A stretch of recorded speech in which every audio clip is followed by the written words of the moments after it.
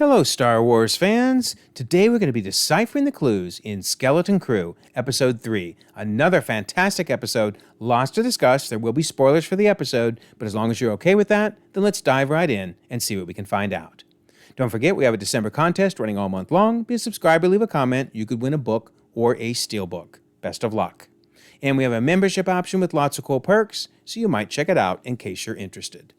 Okay, so as usual, I start with the timeline, and of course, Skeleton Crew is right here in 9 ABY, but the question is, when they refer to the Old Republic in the episodes, what are they referring to? Are they talking about this period of time, or are they talking about something else? So we have this really interesting interview from John Watts that he gave last month, actually when the trailer came out, where he's trying to clarify some of the confusion around what he means by the Old Republic. So Watts says, most of the time when we're saying Old Republic, we're using it in the same way that Obi-Wan uses it in A New Hope when he talks about the Old Republic. And Watts goes on to say, that just meant he was familiar with part of that republic. And that republic continued back thousands and thousands and thousands of years. Okay, so here's the line from A New Hope he's referring to, when Obi-Wan says, for over 1,000 generations, the Jedi Knights were guardians of peace and justice in the Old Republic. So, if we go back to our timeline, I think what Watts is trying to say is, At Attin could have been, established way back when the Old Republic started, so 25,000 years ago, or maybe it's as recent as even, a century ago, 100 years ago, as long as it's before the reign of the Empire. That much we know for sure. So let me know your thoughts. What do you think Watts is trying to tell us about At Attin? When was it established? It's just really hard to tell, but hopefully we get more clues. But I'm going to guess it's going to be closer to the reign of the Empire period than to the actual Old Republic. Very interesting. Speaking of the timeline, I think we get an important clarification in this episode about a line from the end of Episode 2 when Jude Law's character said, "All I ask is you take me with you. I've been stuck on this shabby rock for far too long." That made it sound like he's been in this prison for a while, but I don't think that fits with the timeline.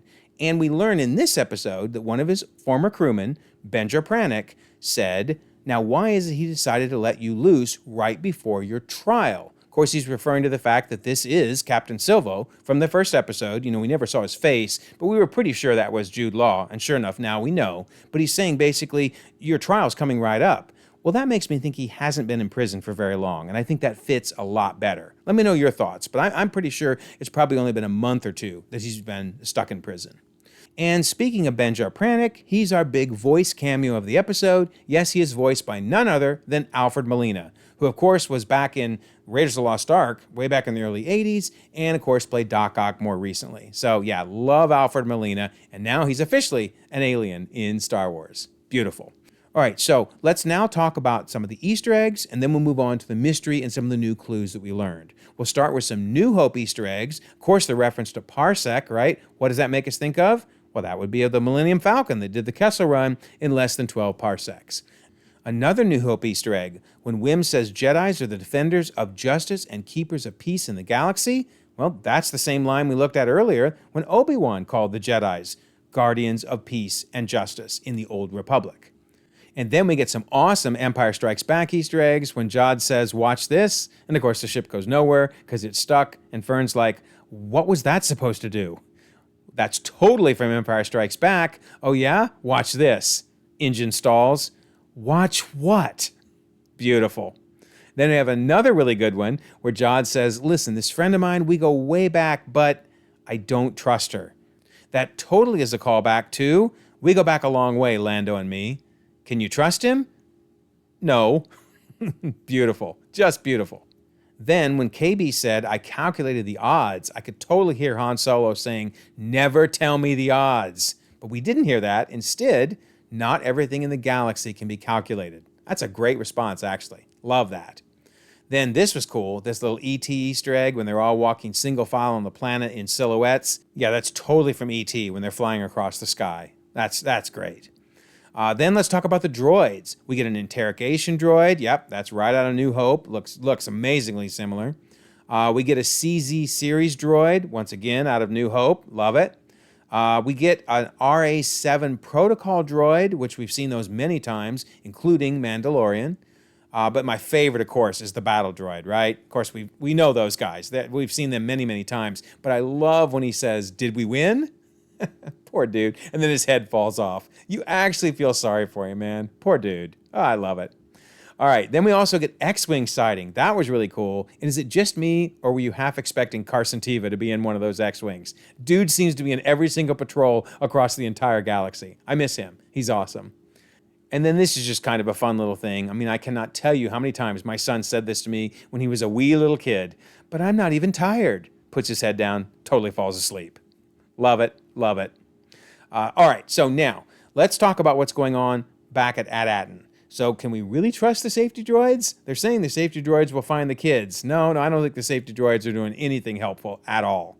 Then this is really interesting. What is going on with KB's life monitor? They explain what worries me is we lost the signal to her life monitor, which totally reminds me of the Find My app on my phone. You know, that's how I keep track of my son and he keeps track of me. But yeah, what is this life monitor all about? Because this is creepy when they say our daughter has very urgent medical needs. Yikes. What's going to happen to KB? I have a feeling this is foreshadowing for something bad that might happen to KB. Yikes. So I'm kind of feeling sorry for these parents because I don't think anybody's going to help them. I mean, the safety droid is saying your children are on a starship that has illegally exited the barrier. And they're like, well, is the supervisor going to contact the Republic, for help? And the answer is the supervisor is unable to risk any contact. What is going on here, right? Who is this supervisor? Why are they unwilling to, reach out to the Republic? Does anybody even talk to anyone off planet? Or is that forbidden too? This is crazy, right? In fact, any violation of planet-wide protocols will result in security action. So I think the parents are even being threatened. Don't try to reach out for help on your own. So it's going to be interesting when they actually try to meet with this supervisor. Can't wait to meet that person. All right, so who is Jude Law's character anyway, right? We have 3 different names for him now. He says his name is Jod Nana Wood. Okay, fine. But also we know he pretended to be Captain Silvo, or went by Captain Silvo at one point, and then he's also gone by Crimson Jack as well. Oh my word, that's already 3 different names he's been given. By the way, there is a Crimson Jack in the comics, but I don't think there's any connection to him at all. And by the way, why is he wearing an outfit like that? I would not go out of the house in that thing. Put some pants on, dude. Please put some pants on. But yeah, I don't think there's any relation to this Crimson Jack and the one from Legends in the comics. Okay, so no matter who he is, though, he has big-time problems because there is now a bounty on his head. So the pirates are going to be chasing those poor kids and Jod for the rest of the series. Yikes. Okay, so is he a Jedi or not? So we see him doing the little Jedi trick where he makes a noise off in the distance, which makes the pirates take off a different direction. And when he's asked, how did you do that? He explains practice. Okay, that makes sense. Then he also explains the Force flows through us all, which is true. Later, he explains sometimes you have to trust your gut, and notice he just kind of flicks his fingers and the lights turn off. Floop. So that's interesting. But the most curious thing he says is this. He says, without a ship, what use was freeing myself from the cell? Which that makes sense. But then he says, I waited and the Force provided. The Force provided? I'll be honest, I don't think I've ever heard the Force described quite that way before. It's almost like a miracle, like God performs a miracle. The Force provided the ship for him. I mean, in The Phantom Menace, Qui-Gon Jinn explained that finding Anakin was the will of the Force, so the Force has a will. In fact, he explains that midichlorians speak to us, telling us the will of the Force. But it's one thing for the Force to have a will. It's another for the Force to literally be performing miracles. So, was that Jod's maybe misunderstanding of the Force? Or do you think that's actually how the Force works? I'm really curious. I've just never thought of the Force that way before. So, let me know your thoughts on that in the comments. So then he's asked the key question, but you are a Jedi, right? And he says, I never actually said that. Which is true. He never did actually say that. So I'm beginning to think he isn't a Jedi. Now, maybe he was a youngling, and when Order 66 happened, he, fled. But I don't think he ever became a full Jedi. Instead, he became a pirate with Force-sensitive capabilities, which is pretty cool. Okay, so then they start discussing what is the purpose of this great work. They say maybe the treasure, that everybody says exists on our planet, has to do with the great work. So then they start discussing, what is it our parents analyze? Well, the answer is money. It's all about money. Which is true, because remember, in the first episode, they talked about ledger entries, free-floating variable tables, multiple currencies, wanting to be a statistical accountant. It was all about money. But the question is, what is that money being used for? I'm betting it's for nefarious purposes. So that's going to be really interesting when we learn that answer. All right, so then we learn about the jewels of the Old Republic. So they're told that your home has been purposely hidden from the rest of the galaxy. So, not an accident. It's been done on purpose. No surprise there. But this scroll depicts the jewels of the Old Republic. And notice there's 9 of them, one of which is At Attin. They were planets of wonder kept hidden for their protection. So, some of the Arabesh does translate to great work. So, this is all definitely tied together. And in fact, this image here is interesting. If we flip it on its side, look at how similar it is to the mural that we keep seeing at the parents' house there. Very, very similar in design. So yeah, this is all definitely tying together. Pretty cool to see where this is all leading, right? All right, so they also learned that long ago, the jewels, all 9 of them, were all destroyed except for one, theirs. Then we get an idea of just how unaware the kids are of recent history when they talk about in school we learned about Coruscant and Alderaan. And Kim is like, Alderaan? Missed the war, did you? Yeah, they missed a lot. I mean, they're literally being taught about a planet that no longer exists. That is craziness. All right, so then we learn that the barrier is made of nebular gases. Perhaps that's what keeps the planet hidden. So very interesting. But the coolest thing we learned about is this symbol that Fern's been wearing.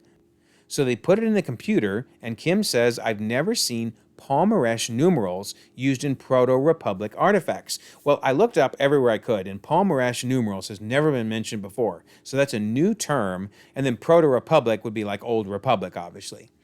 All right, and so then Kim uses the computer to separate the symbols, and then we get a lot of interesting Arabesh. So I don't let me try to translate all the Arabesh, but this is very helpful stuff here. So unknown Old Republic emblem, it says at the top, then Palmaresh numeral number 9, there's that Palmaresh word again, but that seems to imply At Attin is the 9th planet, the final one, and then it's listed as eliminated.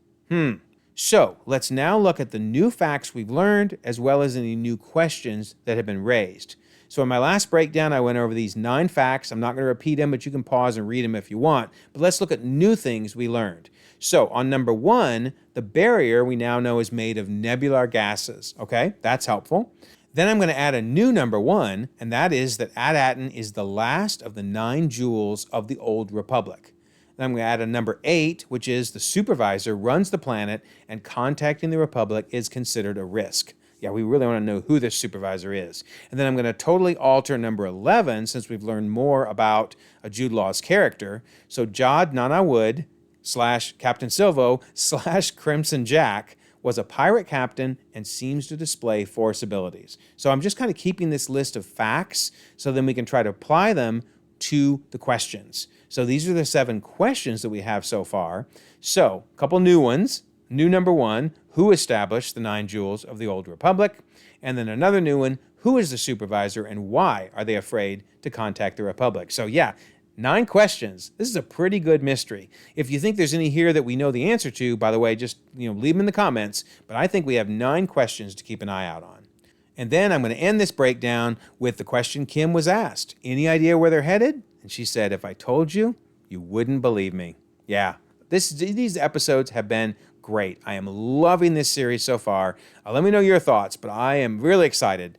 And now I can't wait for next week's episode. So don't forget, December contest, be a subscriber, leave a comment. You could win a book or a steelbook. And there's that membership option in case you're interested in that. And then I always love to mention the Discord. Here we are in the Skeleton Crew spoiler section where we start talking about the episode the minute it finishes airing. So we'd love to have you join us. We have 1,900 members across the globe, conversations 24/7, and I will leave a pinned comment so you can be part of it as well. Also, if you don't mind, like this video, subscribe if you haven't already. You can check out more content, and we'll all eagerly await the next episode of Skeleton Crew.